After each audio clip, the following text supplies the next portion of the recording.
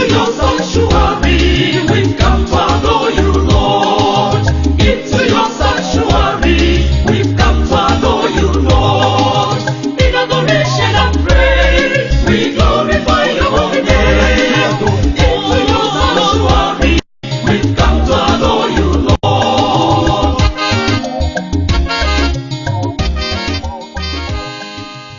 In the name of the Father, and of the Son, and of the Holy Spirit. May the grace of our Lord Jesus Christ, the love of God, and the communion of the Holy Spirit be with you all. My beloved one, today is 13th January, and being Monday, in ordinary year A of the church calendar. Today we hear God calling his disciples, Jesus calling his disciples, and he called all of us to follow him. And today we have optional memorial of St. Hilary, Bishop and Doctor of the Church. Hilary, for example, was married, had a saintly daughter called Abia. After his conversion, he was chosen by his people to be the bishop of his hometown. He fought Arian heresy and other heresies, and wrote extensively against it. He died at the age of 52. And today we see how God called his disciples. Jesus calling his disciples. In Mark's Gospel chapter 1 verse 14 to 20. After the arrest of John the Baptist, Jesus knew that his own ministry had begun. He went about preaching the gospel of God, saying at that time, the time is fulfilled. Repent and believe the good news, for the kingdom of God is close at hand. That was his message. Repent, believe the good news. The kingdom of God is close at hand. This was his message to the whole world. If the world people, if we were believing well, he doesn't need to call us to repentance. But he knows we are doing the human thing. He wants us to do the heavenly things. He began his preaching with that. Repent, believe the good news. And when you repent, believe the good news, you become converted. When you repent and believe the good news, you become a good person. When you repent and believe the good news, you become a universal personality. When you repent and believe the good news, it means you are of Christ. Because he said, the sheep that is mine listen to my voice and follows me. As he's preaching this message all over the place, he came and saw Simon with his brother Andrew. They were fishermen. They were casting net into the water to catch fish when they saw them. And they asked them to follow him. And they followed him, abandoned their boat, their net, and everything, their family, and followed Jesus. Going further, he saw two brothers, James and John, the sons of Zebedee. They were mending their net with their father and some of their hired servants. And Jesus called them. And they left their father, left the boat, and left even the servant working for them, and followed Jesus. To tell you that this kingdom is ultimate. There is no person who will discover it that will look back. You can see how they abandoned everything to follow Christ. Singleness of purpose. And you can see that is the message which Christ is bringing to all of us. That when he called people, they follow him. No person has ever regretted following him. No person has ever been put to shame for following him. He's calling you and me today. And today he showed us how someone was called. Some of us were called in our professional position when we were already adults. But for Samuel, the mother vowed to God, I will give this child. If you give me a bad child, I will give it to you. And that's the position of the call of Samuel. Samuel was called. You can see different calls. Some were called as a child, some were called as adults, some were called as married people. And that you can see Hilary today being called as married person. And you can see how they chose him to be a bishop. And he became the bishop of his name. And later became the bishop and doctor of the church because of his teaching. So you can see the call. When any person is called, he doesn't look back.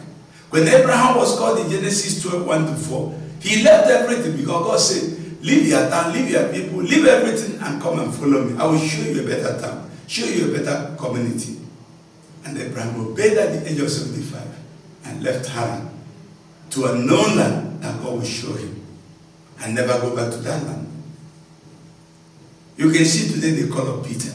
They left everything that they now followed Jesus. But they now under in this time where God called all of us, but some of us, many of us are looking back. Many of us are talking about the culture of my people, forgetting that I've been called to a spring culture. Talking about the value of my people, when you know you have been called to a spring value. Talking about my people, when your people is not the universal person. He said, all who do the will of my Father in heaven. You become a new creation. The old self disappears. You will not live your life for the glory of God and for good of others, no more for your personal self. And God calls all every person to repentance because you know we are all bundled with our selfish needs. If you want the whole world before the Christ was coming, the one theory was the survival of the fittest. You don't care who dies to give you your cup of tea. And all those type of things, wars, pirates. As far as you can take from other people, you don't care whether they kill them, provided you are comfortable. And that was the plague of the whole society in the world.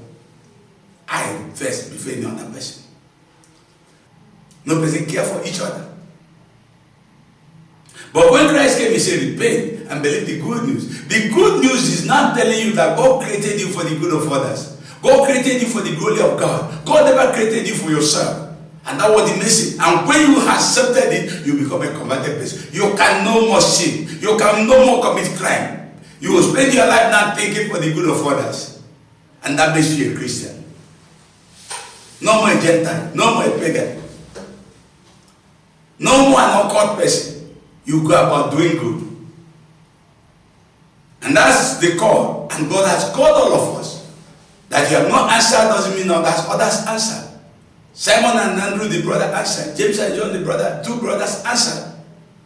And if your family, no person has answered. Ask them to answer now. We are all called to follow Christ. In our different forms, follow him. Because he's the way. Because he's the truth. Because he's the life. As you can see in John 14:6.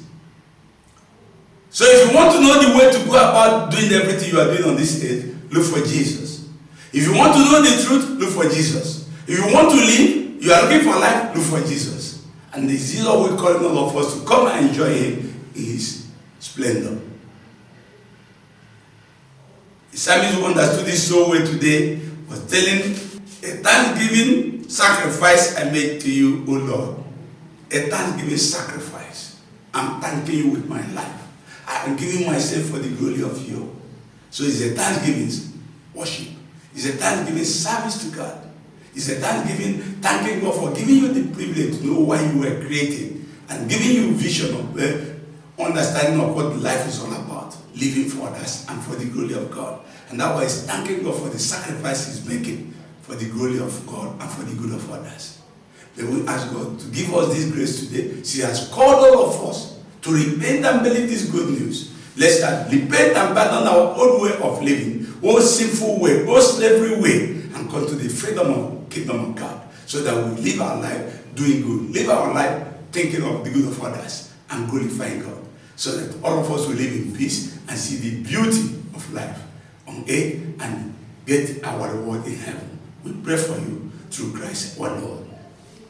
Almighty God bless all of you and keep you true to his name, in the name of the Father, and of the Son, and of the Holy Spirit. Peace be with you all.